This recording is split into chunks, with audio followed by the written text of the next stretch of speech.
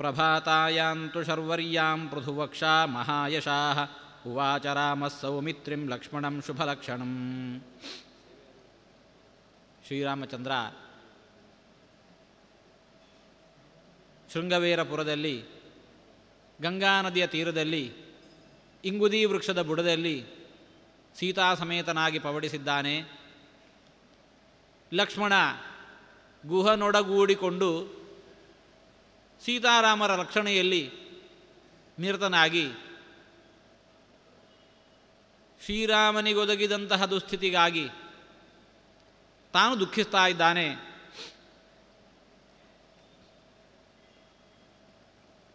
ಶ್ರೀರಾಮನಿಗೊದಗಿದ ದುಸ್ಥಿತಿಗಾಗಿ ಮರುಕಪಡುತ್ತಿರಬಹುದಾಗಿರತಕ್ಕಂತಹ ದಶರಥ ಮಹಾರಾಜರು, ಕೌಸಲ್ಯಾದೇವಿ, ಪಟ್ಟಣಿಗರು ಇವರನ್ನೆಲ್ಲ ನೆನೆದು ತಾನೂ ದುಃಖಿಸ್ತಾ ಇದ್ದಾನೆ.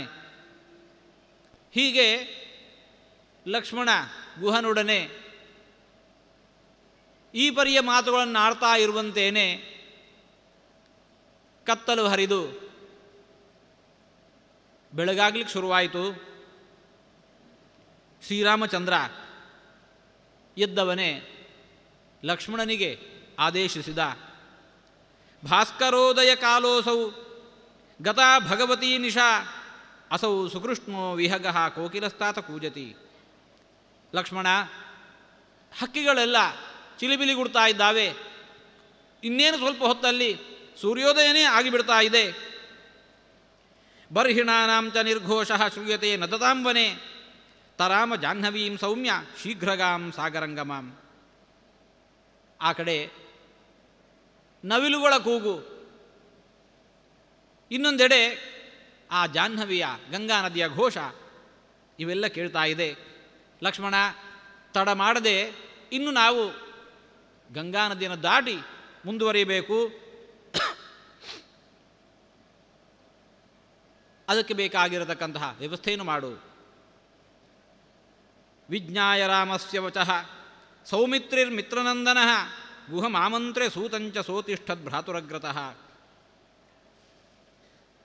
ಶ್ರೀರಾಮಚಂದ್ರನ ಆದೇಶ ತನಗೇನು ಅನ್ನೋದು ತಿಳಿದ ಲಕ್ಷ್ಮಣ ಆ ಕೂಡಲೇ ಗುಹನನ್ನು ಕರೆದು ಸುಮಂತ್ರನನ್ನೂ ಕರೆದು ಶ್ರೀರಾಮಚಂದ್ರನ ಮುಂದೆ ನಿಂತಿದ್ದಾನೆ. ಸತು ರಾಮಸ್ಯ ವಚನಂ ನಿಶಮ್ಯ ಪ್ರತಿಗೃಹ್ಯ ಚ ಸ್ಥಪತಿ ಸ್ತೂರ್ಣಮಾಹೂಯ ಸಚಿವಾನಿದಮಬ್ರವೀತ್. ಶ್ರೀರಾಮಚಂದ್ರ ಗುಹನಿಗೆ ಆದೇಶಿಸಿದ, ಗುಹ, ಗಂಗಾ ನದಿಯನ್ನು ದಾಟಿ ನಾವು ಮುಂದುವರಿಯಬೇಕಾಗಿದೆ. ಅದಕ್ಕೆ ಬೇಕಾಗಿರತಕ್ಕಂತಹ ವ್ಯವಸ್ಥೆಯನ್ನು ಮಾಡಿಕೊಡು. ಅಸ್ಯ ವಾಹನ ಸಂಯುಕ್ತಾಂ ಕರ್ಣದಾಗ್ರಾಹವತೀಂ ಶುಭಾಂ ಸುಪ್ರತಾರಾಂ ದೃಢಾಂ ತೀರ್ಥೇ ಶೀಘ್ರಂ ನಾವಮುಪಾಹರ. ಗುಹ ಆ ಕೂಡಲೇ ತನ್ನ ಮಂತ್ರಿಗಳಿಗೆ ಆದೇಶಿಸಿದ್ದಾನೆ.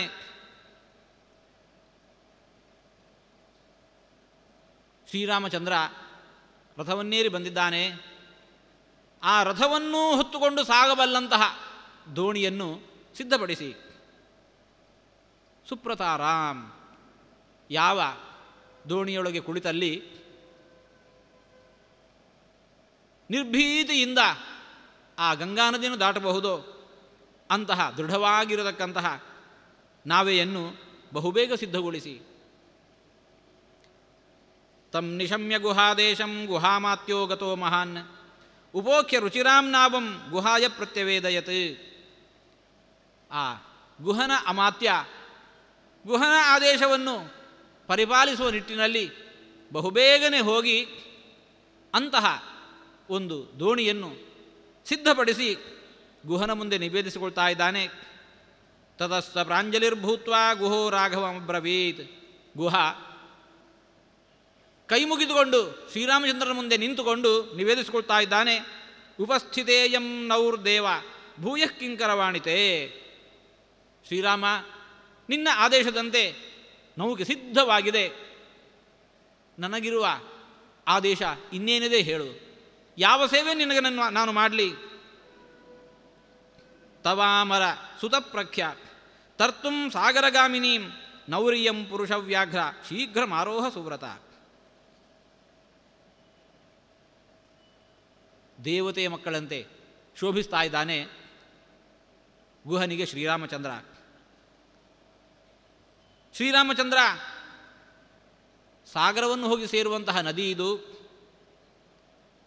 ಅಂತಹ ಈ ಗಂಗಾ ನದಿಯನ್ನು ದಾಟಲಿಕ್ಕೆ ಇದೋ ನಾವೇ ಸಿದ್ಧವಾಗಿದೆ. ನಮ್ಮಿಂದ ಯಾವ ವಿಳಂಬವೂ ಇನ್ನಿಲ್ಲ. ಬೇಗನೆ ಆ ನಾವೆಯನ್ನು ಏರು. ಅಥೋವಾಚ ಮಹಾತೇಜಾ ರಾಮೋ ಗುಹಮಿದಂ ವಚಃ ಕೃತಕಾಮೋಸ್ಮಿ ಭವತ ಶೀಘ್ರಮಾರೋಪ್ಯತಾಮಿತಿ. ಗುಹನ ಈ ಸಿದ್ಧತೆಯನ್ನು ಕಂಡಂತಹ ಶ್ರೀರಾಮಚಂದ್ರ ಬಹು ಸಂಪ್ರೀತನಾಗಿದ್ದಾನೆ. ಆಗಲಿ, ನಾವೇ ನೇರ್ತೇವೆ, ಎಲ್ಲ ಸಿದ್ಧತೆ ನಡೆಯಲಿ ಎಂಬುದಾಗಿ ಆದೇಶಿಸಿ ಧನುರ್ಬಾಣಧಾರಿಗಳಾಗಿ ಶ್ರೀರಾಮಚಂದ್ರ ಲಕ್ಷ್ಮಣನೊಡನೆ ನಾವೇನೇರ್ತಾ ಇದ್ದಾನೆ. ತತಃ ಕಲಾಪಾನ್ ಸನ್ನಹ್ಯ ಖಡ್ಗವು ಬದ್ಧ್ವಾ ಚ ಧನ್ವಿನವು ಜಗ್ಮತುರ್ಯೇನ ತಾಂ ಗಂಗಾಂ ಸೀತೆಯಾ ಸಹ ರಾಘವವು. ನಾವೇ ಕಡೆಗೆ ರಾಮಲಕ್ಷ್ಮಣರಿಬ್ಬರೂ ಕೂಡ ಸೀತೆಯಿಂದ ಒಡಗೂಡಿಕೊಂಡು ಖಡ್ಗ ಧನುಸ್ಸು ಇವನ್ನೆಲ್ಲ ಧರಿಸಿಕೊಂಡು ಹೊರಟಿದ್ದಾರೆ.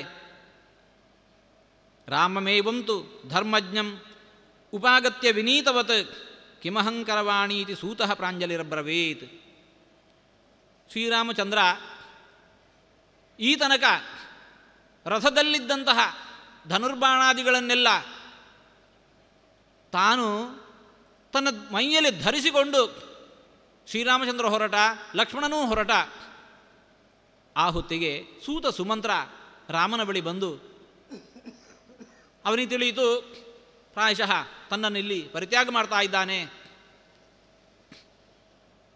ಸುಮಂತ್ರ ಬಂದು ರಾಮನಲ್ಲಿ ಕೇಳ್ಕೋತಾ ಇದ್ದಾನೆ, ಶ್ರೀರಾಮ ನನಗೇನಪ್ಪಣೆ? ತಥೋಬ್ರವೀದ್ದಾಶರಥಿ ಸುಮಂತ್ರಂ ಸ್ಪೃಶನ್ ಕರೇಣೋತ್ತಮ ದಕ್ಷಿಣೇನ ಸುಮಂತ್ರ ಶೀಘ್ರಂ ಪುನರೇವ ಯಾಹಿ ರಾಜ್ಞಸ್ಸಕಾಶೆ ಭವಚಾಪ್ರಮತ್ತಃ. ಸುಮಂತ್ರ ಶ್ರೀರಾಮಚಂದ್ರ ತನ್ನ ಬಲಗೈಯಿಂದ ಆ ಸುಮಂತ್ರನ ಭುಜವನ್ನು ಸವರುತ್ತಾ ಅವನು ಸಮಾಧಾನಪಡಿಸ್ತಾ ಶ್ರೀರಾಮಚಂದ್ರ ಅಂತ ಇದ್ದಾನೆ, ಸುಮಂತ್ರ ಶೀಘ್ರಂ ಪುನರೇವ ಯಾಹಿ, ಬಹುಬೇಗನೆ ನೀನು ಅಯೋಧ್ಯೆಗೆ ಮರಳಿ ಹೋಗು. ರಾಜನ ಬಳಿಯಲ್ಲಿ ವಿನೀತನಾಗಿ ಅವನ ಸೇವೆಗೆ ಸದಾ ಸಿದ್ಧನಾಗಿರುವಂತೆ ಅಲ್ಲಿ ಇರು. ನಿವರ್ತಸ್ವೇತ್ಯುವಾಚೈನಂ ಏತಾವದ್ಧಿಕೃತಂ ಮಮ ರಥಂ ವಿಹಾಯ ಪದ್ಭ್ಯಾಂತು ಗಮಿಷ್ಯಾಮೋ ಮಹಾವನಂ. ನೀನು ಈಗಿಂದೀಲೇನೆ ಅಯೋಧ್ಯೆಗೆ ಮರಳಿ ಹೋಗು. ಹಾಗೆ ಮಾಡಿದೆ ಅಂತಂದರೆ ನಾನು ಸಂಪ್ರೀತನಾಗ್ತಾ ಇದ್ದೇನೆ. ನಾವು ಇನ್ನು ಮುಂದೆ ಬರಿಗಾಲಿಂದ ನಡ್ಕೊಂಡು ಮುಂದೆ ಹೋಗುವವರು. ರಥವನ್ನು ಇಲ್ಲೇ ನಾವು ತೊಳಿತಾ ಇದ್ದೇವೆ. ರಥಂ ವಿಹಾಯ ಪದ್ಭ್ಯಾಂ ತು ಗಮಿಷ್ಯಾಮೋ ಮಹಾವನಂ. ಈ ತನಕ ರಥ ಬಂದಿದೆ, ಇನ್ನು ನಮಗೆ ರಥದ ಅವಶ್ಯಕತೆ ಇಲ್ಲ, ನಾವಿನ್ನು ವನವನ್ನು ಪ್ರವೇಶಿಸ್ತಾ ಇದ್ದೇವೆ. ಹಾಗಾಗಿ ರಥವನ್ನು ನೀನು ಮರಳಿ ತೆಗೆದುಕೊಂಡು ಹೋಗು. ಆತ್ಮಾನಂತು ಅಭ್ಯನುಜ್ಞಾತಂ ಅವೇಕ್ಷ್ಯ ಆರ್ತಸ್ಸ ಸಾರಥಿ ಸುಮಂತ್ರ ಪುರುಷವ್ಯಾಘ್ರಂ ಐಕ್ಷ್ವಾಕಮಿದಮಬ್ರವೀತ್. ಶ್ರೀರಾಮಚಂದ್ರ ಈ ತನಕ ನನ್ನನ್ನು ಜೊತೆಗೆ ಕರೆತಂದ.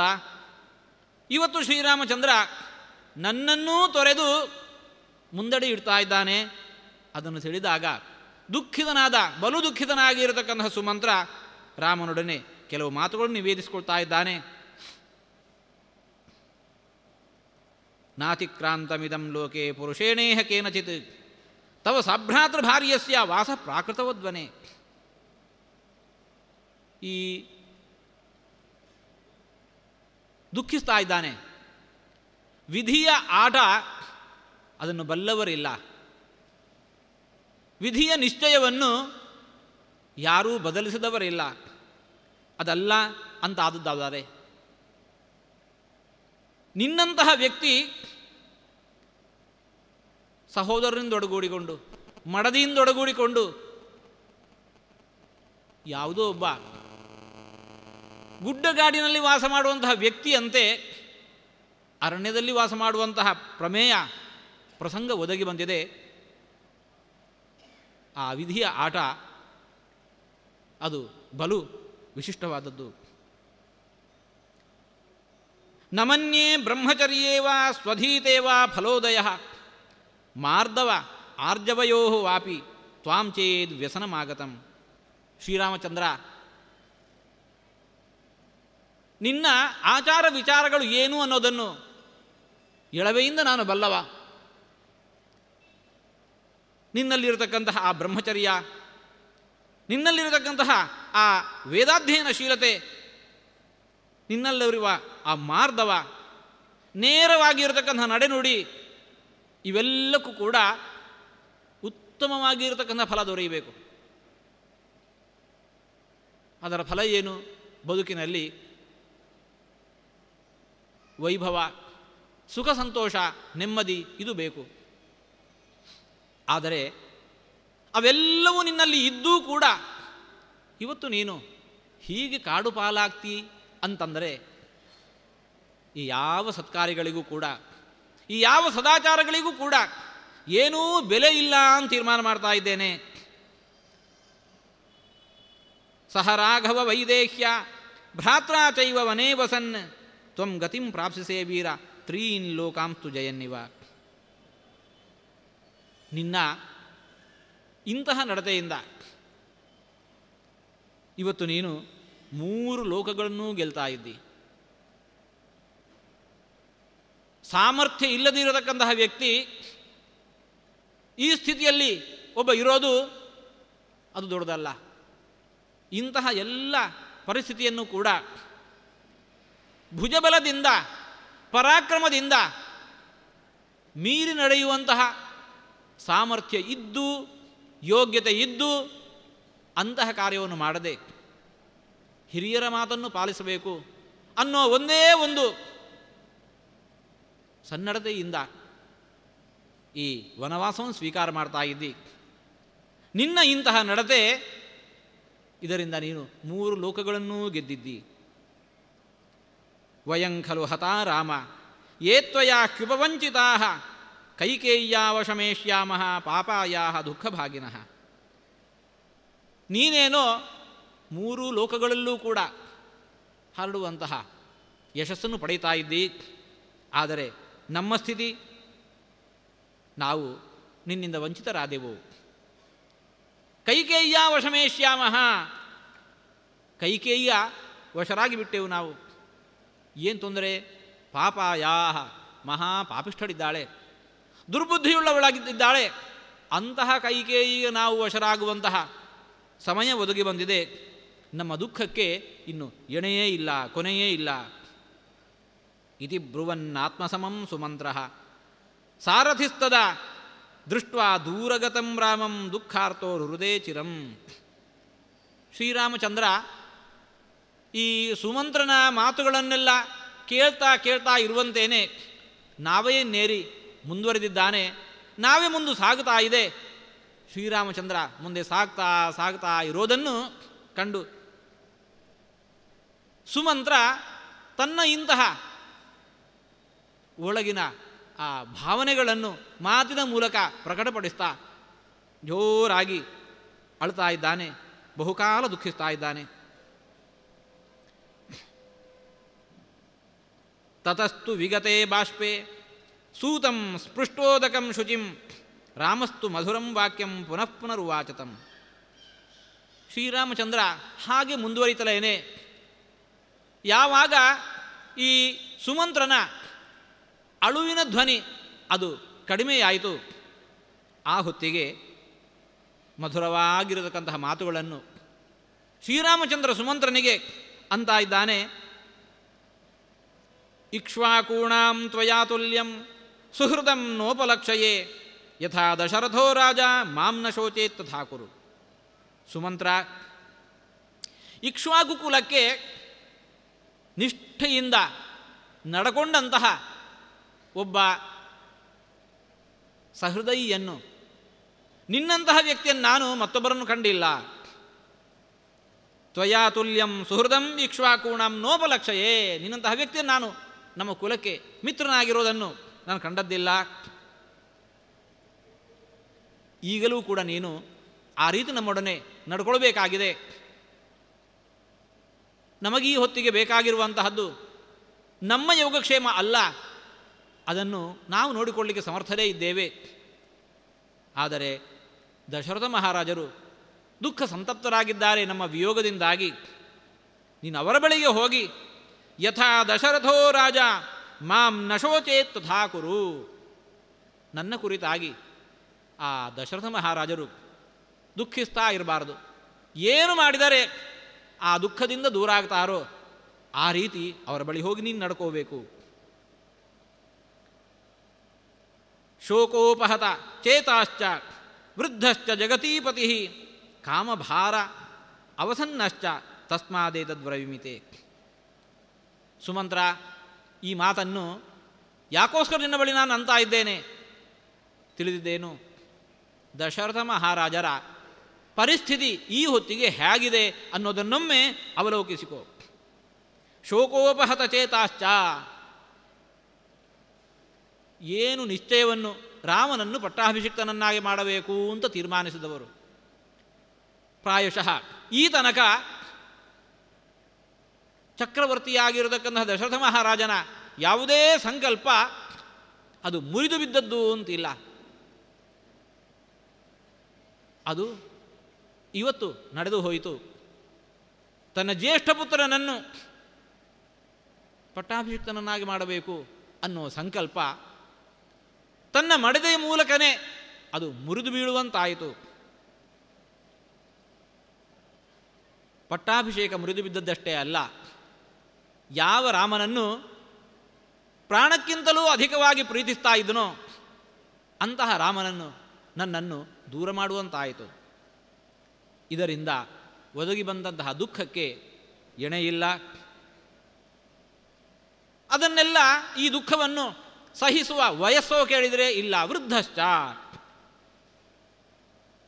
ಜೊತೆಗೆ ಕಾಮಭಾರ ಅವಸನ್ನಶ್ಚ, ಕೈಕೇಯಿಯ ಮೇಲೆ ತಾನಿಟ್ಟಂತಹ ಆ ಪ್ರೀತಿ, ಆ ಕಾಮಭಾವನೆ ಅದು ವಿಪರೀತವಾಗಿ ಇವತ್ತು ಈ ದುಃಖಕ್ಕೆ ಕಾರಣವಾಗಿದೆ. ಈ ಕಾರಣದಿಂದಾಗಿ ನಾನು ಅಂತ ಇದ್ದೇನೆ, ಬಹುಬೇಗ ದಶರಥ ಮಹಾರಾಜರ ಬಳಿಗೆ ಹೋಗಿ ನನ್ನ ವಿಯೋಗದಿಂದ ಆಗಬಹುದಾಗಿರತಕ್ಕಂಥ ದುಃಖ ಅದನ್ನು ದೂರ ಮಾಡುವಂತೆ ಪ್ರಯತ್ನಿಸು.